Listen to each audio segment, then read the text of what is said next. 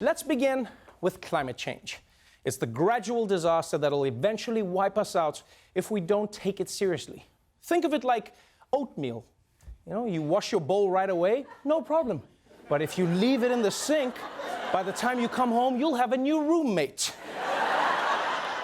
And if the world does end, there's one group you cannot blame, scientists, because they keep warning us every single day to wash out our bowl. Chilling warnings out in a new report that says if we want to save the planet, we need to change what we put on the table and how we produce food. About a quarter of greenhouse gases in the last decade came from food, farming and land use. Well, think about it this way. Half a pound of beef causes as much greenhouse gas to be emitted as driving 55 of these cars for 1 mile. Some good news, possibly, if we get rid of red meats in our diet, if we move towards vegan lifestyles, if we change how we're using the land, we might be able to reverse that damage, but the clock is ticking. So, either the world ends, or we all become vegan.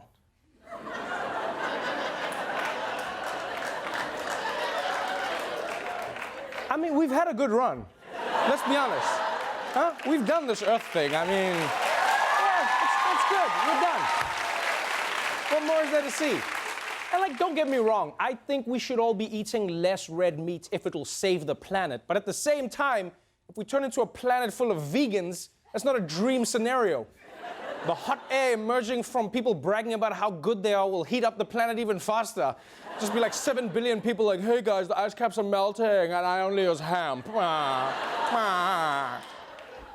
Also, it's mind-blowing to learn that producing half a pound of beef puts out the same greenhouse gas as driving 55 cars for a mile.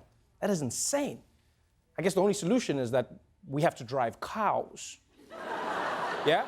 Yeah, think about it. Then we get to eat them when we get to our destination. 2 birds, 1 stone.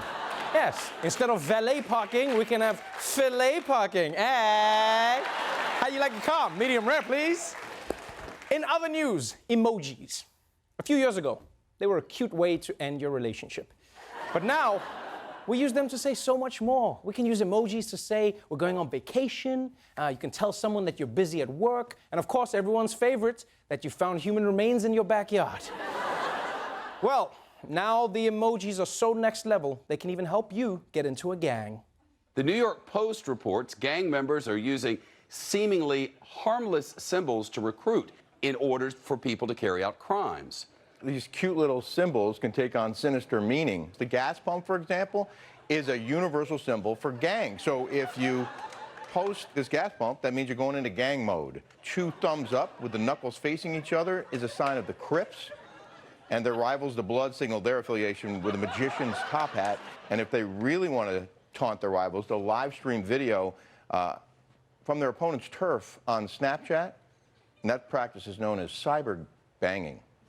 Cyber banging. You can see when he said cyber banging, the first thing that came to his mind wasn't a top hat emoji. He was like, cyber banging, banging. Yeah.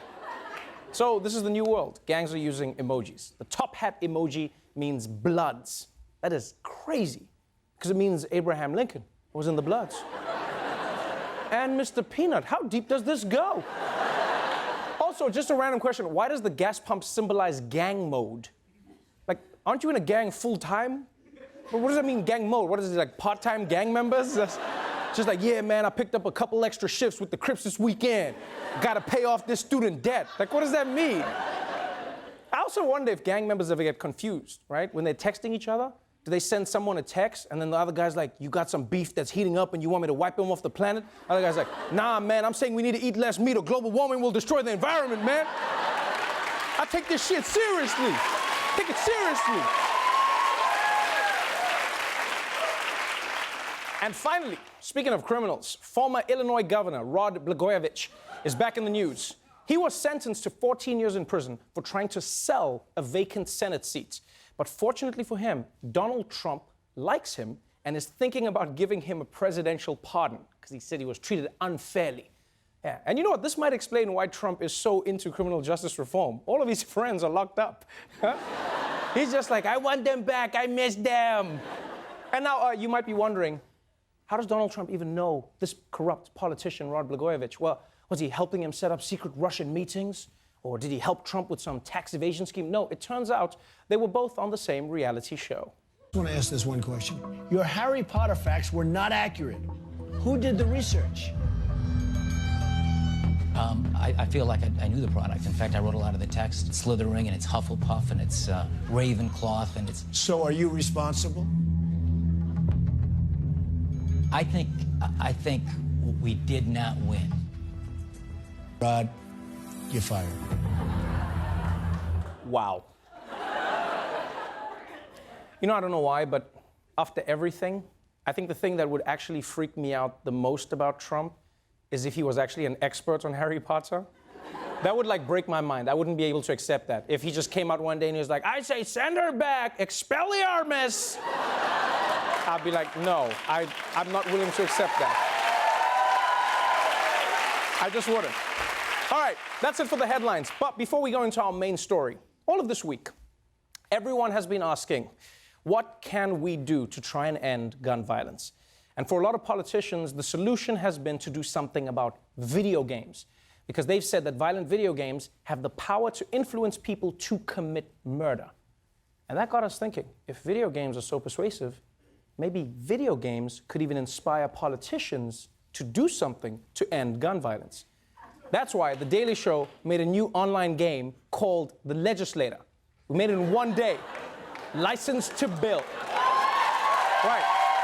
And it's all about trying to get gun control through Congress, and Mitch McConnell's the final boss, right? So lawmakers and everybody else, go check it out at dailyshowlegislator.com. You can play with your friends, or if you're Ted Cruz by yourself, who knows? Maybe it'll even inspire people in Congress to go out there and actually write some laws.